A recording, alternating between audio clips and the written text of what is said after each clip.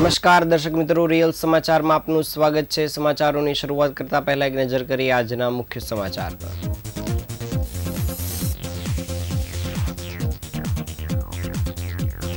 પવિત્ર શ્રાવણ મહિનાના છેલ્લા દિવસે સુરતીઓ શિવમય બન્યા, મંદિરોમાં ભક્તોની ભારે ભીડ જામી। સુરતની સિવિલ હોસ્પિટલમાંથી 24 કલાકમાં 2 ગંભીર ગુનાના આરોપીઓ ફરાર।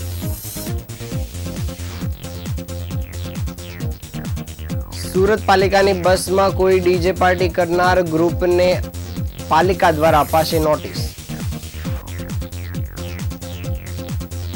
સણિયા હેમાદમાં શુભમ ઇન્ડસ્ટ્રીઝ નજીક ગાંજા સાથે એક વ્યક્તિની ધરપકડ।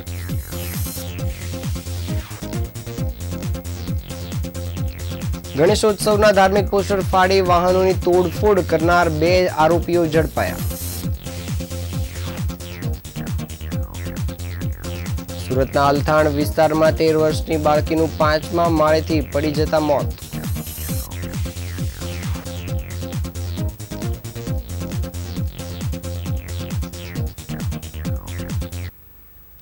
સમાચાર વિગતે જોઈએ। શ્રાવણ માસ દરમિયાન સુરતીઓ વધુ ધાર્મિક બની ગયા હતા અને શ્રાવણ માસના તમામ સોમવાર અને સમગ્ર માસ દરમિયાન સુરત શહેર અને જિલ્લાના શિવ મંદિરોમાં શિવ ભક્તોનું ઘોડાપૂર ઉમટી પડ્યું હતું।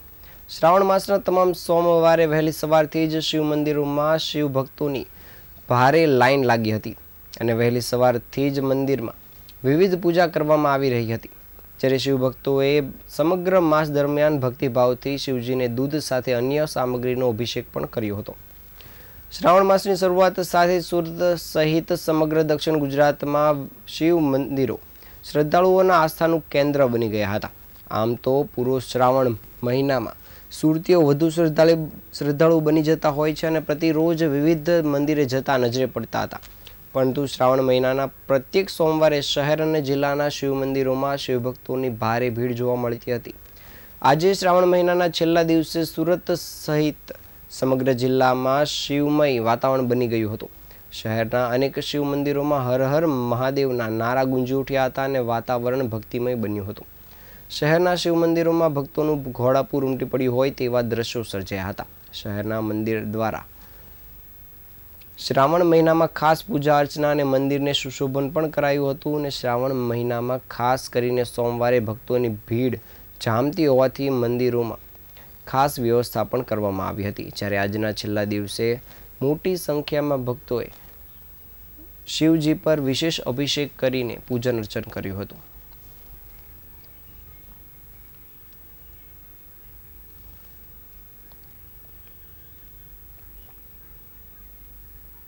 દિનચર્યાની વાત કરીએ તો આજે બ્રહ્મ મુહૂર્તના અંદર જે અમાસથી અમાવસ્યા જે શ્રાવણ માસની પૂજા કરતા હતા એમનો આજે વડાવાનો દિવસ। બીજું રાતના 9 થી 12, 12 થી 4 એ 2 પ્રહરવાળા જે પૂજન કરતા હતા એમની પણ આજે મધ્યાહનના સમયે વડાવાની પૂજા થશે। બીજું આજે અમાવસ્યાને પણ શનિવારના દિવસે આવવાથી એનું શિવપુરાણમાં મહત્વ વિશેષ બતાવ્યું છે કે જે આપણે સાંભળ્યા હોય તો સ્તંભેશ્વર મહાદેવ કાવી કંબોઈ છે, એ જ રીતના 5 ગુપ્ત શિવલિંગ જે આપણે જોઈ શકીએ છીએ અલગ અલગ ભારતના ક્ષેત્રોના અંદર છે, જેમાંથી 2-3 પ્રગટ થયા છે ને 1-2 પ્રગટ નથી થયા। તો એ બધા જે શિવલિંગ પ્રગટ થયા છે તે પ્રગટનો દિવસ શનિ અમાવસ્યા બતાવવામાં આવ્યો છે શિવ પુરાણના દિવસે। એટલે તમે જો તો સ્તંભેશ્વર મહાદેવ જે કાવી કંબોઈ જે દરિયાના ભરતીના અંદર વિલીન થઈ જાય છે અને ભરતી જતા પાછા પ્રત્યક્ષ દર્શન થાય છે, તો એ મહાદેવ પણ શનિ અમાવસ્યાના દિવસે જ પ્રગટ થયા છે। અને આજનો દિવસ એ શ્રાવણ માસનો અંતિમ દિવસ, કારણ કે અમાવસ્યાથી આવતીકાલે પાછો ભાદરવા એકમનો પ્રારંભ થશે અને શનિ અમાવસ્યાથી શ્રાવણ માસની પૂર્ણાહુતિ થશે। શ્રાવણ મહિનો એટલે ભગવાન શિવજીની આરાધનાનો પવિત્ર દિવસ। આ માસમાં શિવ ભક્તો વિવિધ રીતે ભોળેનાથને પ્રસન્ન કરવા માટે પ્રયાસ કરતા હોય છે અને ભાવના સાથે સુરતમાં એક અનોખું આયોજન કરવામાં આવ્યું હતું। સુરતના લાડવી ગામ ખાતે જય ગ્રુપ દ્વારા શ્રાવણ મહિનાના અંતિમ દિવસે અંતિમ દિવસ સુધીમાં 7,11,000 પાર્થિવ શિવલિંગ બનાવી તેની પૂજા અર્ચના કરવાનો સંકલ્પ પૂર્ણ થયો હતો. આયોજન પાછળનો મુખ્ય ઉદ્દેશ લોકોને આધુનિક યુગની વ્યસ્તતામાંથી થોડો સમય કાઢીને ભગવાન સાથે જોડવાની તક આપવાનો છે. શિવપુરાણ અનુસાર શ્રાવણ માસમાં પાર્થિવ શિવલિંગની પૂજા કરવાથી ભક્તોની અનેક મનોકામના પૂર્ણ થતી હોય છે અને તમામ પાપોનો નાશ થાય છે. તેવી માન્યતા છે કે સ્વયં ભગવાન શ્રી રામે પણ રાવણ સામે યુદ્ધ કરતા પહેલા પાર્થિવ શિવલિંગનું નિર્માણ કરી પૂજા કરી હતી, જેથી જે ગ્રુપ દ્વારા 27 જુલાઈથી 23 ઓગસ્ટ સુધીના કાર્યક્રમ યોજ્યો હતો. વલથાણ કેનાલ રોડ પર આવેલા જે ફાર્મમાં એક વિશાળ ડોમ તૈયાર કરવામાં આવ્યું હતું અને જ્યાં ભક્તો એકઠા થઈને શ્રદ્ધાપૂર્વક માટીની શિવલિંગ બનાવી શ્રાવણ માસ દરમિયાન પ્રતિદિન પાર્થિવ શિવલિંગની પૂજા કરી હતી. અહીં ભક્તો દ્વારા બનાવવામાં આવેલ શિવલિંગની દરરોજ મહાપૂજા કરવામાં આવતી હતી અને શ્રાવણના અંતિમ દિવસ સુધીમાં 7,11,000 થી વધુ શિવલિંગની પૂજા થઈ ચૂકી છે. પૂજા બાદ આ તમામ શિવલિંગનું વાજતે ગાજતે તાપી નદીમાં વિસર્જન પણ કરાયું હતું, જે પર્યાવરણની દ્રષ્ટિએ પણ શ્રેષ્ઠ માનવામાં આવે છે. આયોજનથી ભક્તોમાં એક અનોખો ભક્તિમય માહોલ સર્જાયો હતો. આ કાર્યક્રમમાં ભક્તોએ એક વધારાનો લાભ પણ મેળવ્યો હતો, જેમાં ડોમમાં પ્રવેશતા પહેલા જ 12 જ્યોતિર્લિંગના દર્શનની ખાસ વ્યવસ્થા કરવામાં આવી હતી.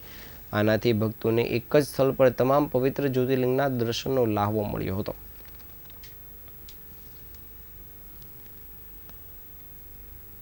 જે તળાવિયા, હું પોતે બિલ્ડર છું અને આમ તો અમે ઘણા સમયથી સામાજિક કાર્ય સાથે જોડાયેલા જ છીએ અને ભગવાનમાં અમને પૂરતી આખા ફેમિલીને એટલી રુચિ છે કે અમે આ લગભગ 15 લાખ શિવલિંગ ટોટલ અમારી લાઈફમાં બનાવી ચૂક્યા છીએ અને આ વખતે અમે 7,11,000 શિવલિંગનું પાર્થિવ શિવલિંગનું નિર્માણ કર્યું. લગભગ 20,000 માણસોને ભોજન કરાવ્યું અને એનાથી અમને બહુ અતિ આનંદ થાય છે અને લોકોને અમે એક સંદેશો દેવા માગીએ છીએ કે ભાઈ આટલી બધી વ્યસ્ત જિંદગીની અંદર થોડું ઘણું ભગવાને આપણે આપ્યું હોય તો સમાજ માટે ભજન અને ભોજન કરાવવું જરૂરી છે. સુરતની નવી સિવિલ હોસ્પિટલમાંથી છેલ્લા 24 કલાકમાં 2 ગંભીર ગુનાના આરોપીઓ પોલીસને હાથતાળી આપીને ફરાર થઈ જતા પોલીસની સુરક્ષા વ્યવસ્થા સામે સવાલો ઊભા થયા છે. આ બંને ઘટનામાં આરોપીઓ હોસ્પિટલમાં સારવાર માટે લાવવામાં આવ્યા હતા અને પોલીસ જપ્તામાં હોવા છતાં ભાગી છૂટ્યા હતા. આ ઘટનાને પગલે ખટોદરા પોલીસે તપાસનો ધમધમાટ શરૂ કર્યો છે. 24 કલાકની અંદર જ બીજી એક ઘટના સામે આવી છે.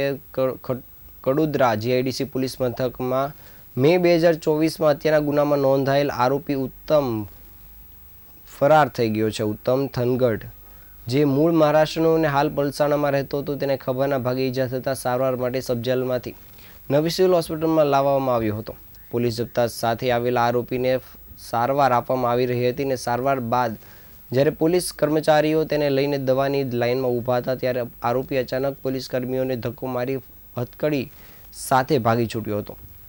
જ્યારે શુક્રવારે ચોકબજાર પોલીસ સ્ટેશનમાં નોંધાયેલ પોસ્કોના ગુનાના આરોપી શુભમ શર્માને રાજકોટ જેલમાંથી સેશન કોર્ટમાં રજૂ કરવા માટે લાવવામાં આવ્યો હતો, ત્યારે કોર્ટમાં રજૂઆત દરમિયાન તેને ખેંચ આવતા તે બેભાન થઈ ગયો હતો. તાત્કાલિક સારવાર માટે તેને નવી સિવિલ હોસ્પિટલના ઇમરજન્સી વિભાગમાં દાખલ કરવામાં આવ્યો હતો. જો કે હોસ્પિટલમાં સારવાર હેઠળ હોવા દરમિયાન તે જપ્તામાં રહેલા પોલીસ કર્મીની નજર ચૂકવીને હોસ્પિટલમાંથી ફરાર થઈ ગયો હતો. આ ઘટનાની જાણ થતાં જ ઉચ્ચ અધિકારીઓની જાણ કરવામાં આવી હતી અને હાલમાં ક્રાઇમ બ્રાન્ચ ખટોદરા અને વરાછા પોલીસની ટીમો દ્વારા આરોપીઓને પકડવા માટે સઘન શોધખોળ શરૂ કરાઈ છે.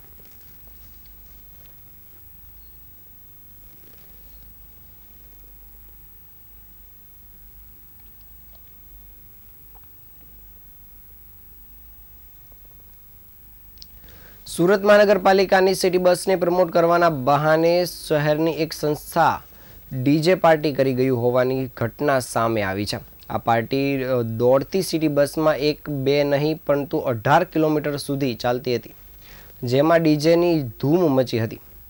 સુરતની બીઆરટીએસ બસમાં આ ડીજે પાર્ટીથી પાલિકા તંત્ર અજાણ છે અને સોશિયલ મીડિયા પર વાયરલ વિડીયો થતાં પાલિકા તંત્રએ બીઆરટીએસ બસમાં ડીજે પાર્ટી કરનાર એજન્સીને શોધીને નોટિસ આપવાની કવાયત હાથ ધરી છે. સુરતના એક ગ્રુપે પોતાની પબ્લિસિટી માટે પાલિકા સંચાલિત બીઆરટીએસ બસમાં ડીજે પાર્ટીનું આયોજન કર્યું હતું અને આ પાર્ટી ઓએનજીસીની સરથાણા નેચર પાર્કના 18 કિલોમીટરના રૂટ પર ડીજે પાર્ટી કરી હતી. પોતાના ગ્રુપને પ્રમોટ કરવા માટે સુરતને સિટી બસને પ્રમોટ કરવાનું રૂપકડું નામ આપ્યું હતું. જો કે આ પાર્ટી પાલિકા તંત્રની કોઈ પણ જાતની મંજૂરી વિના ચાલતી હતી. ઓએનજીસીથી સરથાણા નેચર પાર્ક સુધીના રૂટમાં જેટલા સ્ટોપ આવ્યા હતા જેમાં મુસાફરોને ફ્રી એન્ટ્રી આપવામાં આવી હતી અને આ પાર્ટી યોજાઈ ગઈ હતી. મુસાફરોને વિનામૂલ્યે મુસાફરી કરવા સહિતની તમામ ઘટના બાદ પાલિકા તંત્ર પણ અજાણ રહ્યું હતું. જો કે હવે આ વિડીયો સોશિયલ મીડિયામાં વાયરલ થયા બાદ પાલિકા તંત્ર સફળતાપૂર્વક જાગ્યું છે અને ડીજે પાર્ટી કરનારી સંસ્થાને નોટિસ પાઠવવાની કવાયત શરૂ કરી છે.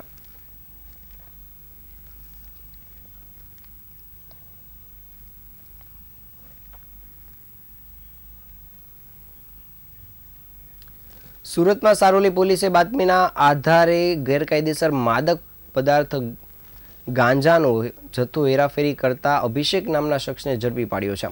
આરોપી પાસેથી 300 જેટલો ગ્રામનો ગાંજો જપ્ત કરવામાં આવ્યો છે, જે કાળા કલરની કોલેજ બેગમાં છુપાવવામાં આવ્યો હતો. પોલીસે આ કેસમાં અન્ય એક આરોપીને વોન્ટેડ જાહેર કરી વધુ તપાસ કામગીરી શરૂ કરી છે. પોલીસને બાતમી મળી હતી કે આરોપી અભિષેક બાબુરાવ ઉત્તમ પોતાની પાસે રહેલ કાળા કલરની કોલેજ બેગમાં ગેરકાયદેસર માદક પદાર્થ ગાંજો લઈને ફરી રહ્યો છે. આ ચોક્કસ માહિતીના આધારે પોલીસે સની અહેમદ ગામમાં શુભમ ઇન્ડસ્ટ્રીઝ નજીક વોચ ગોઠવી હતી અને પોલીસે બાતમી મુજબ ટી શર્ટ અને બ્લુ પેન્ટ પહેરીને આવેલા અભિષેકને ઓળખી કાઢ્યો હતો અને પોલીસે તેને અટકાયત કરી તપાસ કરતા તેની કોલેજ બેગમાંથી ગાંજો મળી આવ્યો હતો. પોલીસે આરોપી અભિષેકને તાત્કાલિક ઝડપી પૂછપરછ કરતા જ તેણે સમગ્ર હકીકત જણાવી હતી, જેના આધારે પોલીસે એકને વોન્ટેડ જાહેર કરી આરોપીની ધરપકડ કરવાની સાથે આગળની તપાસ કામગીરી શરૂ કરી છે.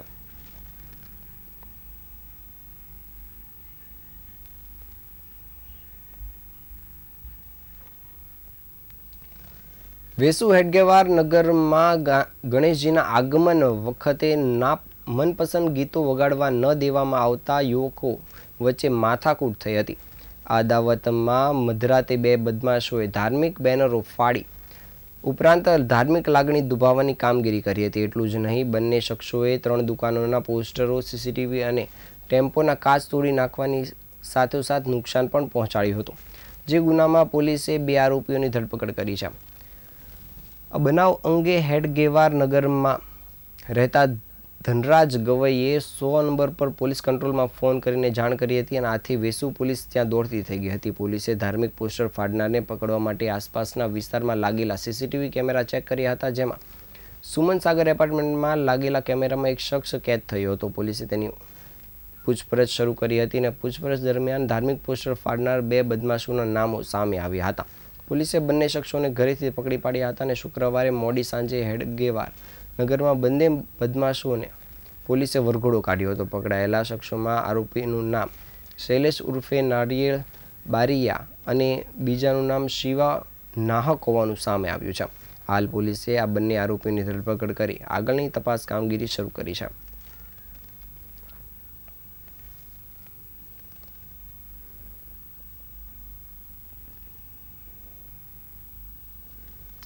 સુરતના અલથાણ વિસ્તારમાં એક દુઃખદ ઘટના સામે આવી છે, જેમાં 13 વર્ષની બાળકીનું 5મા માળેથી પટકાતા મોત થયું છે. જેની જાણ થતાં જ પોલીસ દોડતી થઈ ગઈ હતી અને પોલીસે આ મામલે તપાસ કામગીરી શરૂ કરી છે. સુરત શહેરના અલથાણ વિસ્તારમાં એક દુઃખદ ઘટના બની છે, જેમાં 13 વર્ષની દીકરી રહેણાંક મકાનના 5મા માળેથી પડી જતા તેને ગંભીર રીતે ઘાયલ થઈ હતી. તાત્કાલિક તેને નજીકની ખાનગી હોસ્પિટલમાં સારવાર માટે ખસેડવામાં આવી હતી. જોકે સારવાર દરમિયાન બાળકીનું મૃત્યુ થયું હતું. જે અંગેની જાણ થતાં જ પોલીસ ઘટનાસ્થળ પર પહોંચી હતી અને બાળકીનો મૃતદેહ સુરત સિવિલ ખાતે પોસ્ટમોર્ટમ માટે મોકલી આપ્યો હતો, જ્યાં પોલીસે જરૂરી કાર્યવાહી કરીને પોસ્ટમોર્ટમની સાથે આગળની તપાસ કામગીરી શરૂ કરી છે.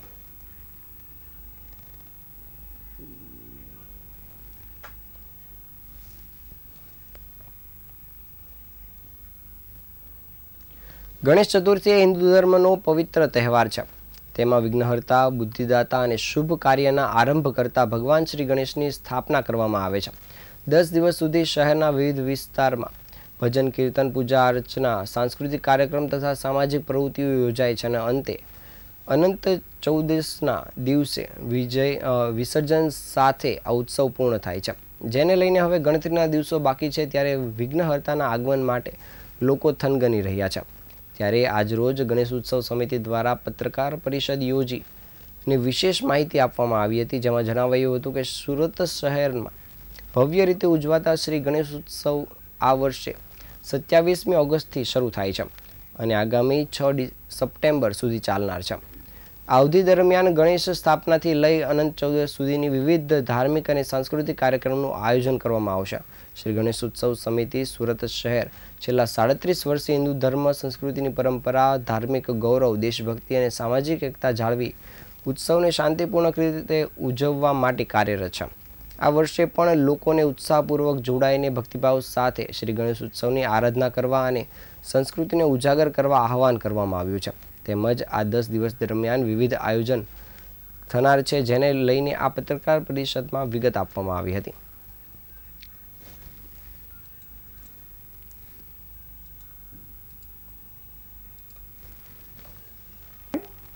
શ્રી ગણેશ ઉત્સવ વર્ષ 2025 માટેની તૈયારીના ભાગરૂપે જે અમે તૈયારી કરી છે તેની આજે જાણકારી આપવા અમે ઉપસ્થિત થયા છે. સુરત મહાપાલિકા દ્વારા 21 કૃત્રિમ તળાવ બનાવવામાં આવ્યા છે અને 12 કૃત્રિમ તળાવ પોલીસ સ્ટેશન પ્રમાણે પહેલા દિવસથી શરૂઆત થઈ જશે અને બાકીના 21 કૃત્રિમ તળાવ છેલ્લા 20 દિવસે શરૂ થશે. અને મુખ્યત્વે 3 જે દરિયાઈ ઓવારા છે તેની પણ વિઝિટ થઈ ચૂકી છે અને એટલે ત્યાં પણ એમની વ્યવસ્થાના ભાગરૂપે અમે લોકોએ સંપૂર્ણ તૈયાર કરી ચૂક્યા છે. મને પોલીસ કમિશનર દ્વારા જે ચર્ચા કરી છે એના આધાર પર રૂટ બનાવવામાં આવ્યા છે અને ગત વર્ષે જે ઓનલાઈન પરમિટમાં જે મોટી મૂર્તિ હતી તેને ઓનલાઈન પરમિટ થતી નહોતી, આ વર્ષે ખોલી કાઢવામાં આવ્યું છે. હવે મોટી મૂર્તિવાળા પણ ઓનલાઈન પરમિટ ભરી શકશે અને એની પરમિટ આપવાનો સંપૂર્ણ એનો જે આધાર છે તે મને પોલીસ કમિશનર હાથમાં રહેશે. તો ચાલો આ વર્ષે પણ ગણેશ ઉત્સવ ધામધૂમથી ઉજવીએ અને કોઈ પણ તકલીફ હોય તો શ્રી ગણેશ ઉત્સવ સમિતિ સુરત શહેરના 11 કાર્યાલય પર સંપર્ક કરીએ અને બીજી કોઈ તકલીફ હોય તો હંમેશા પોલીસ તંત્ર પર સહકાર લઈએ. આપણે સાથે મળી ગણેશ ઉત્સવ રંગેચંગે ઉજવીએ. આજે આ તાજના સમાચાર. નવા સમાચાર સાથે ફરી મળીશું. ત્યાં સુધી રજા આપશો. નમસ્કાર.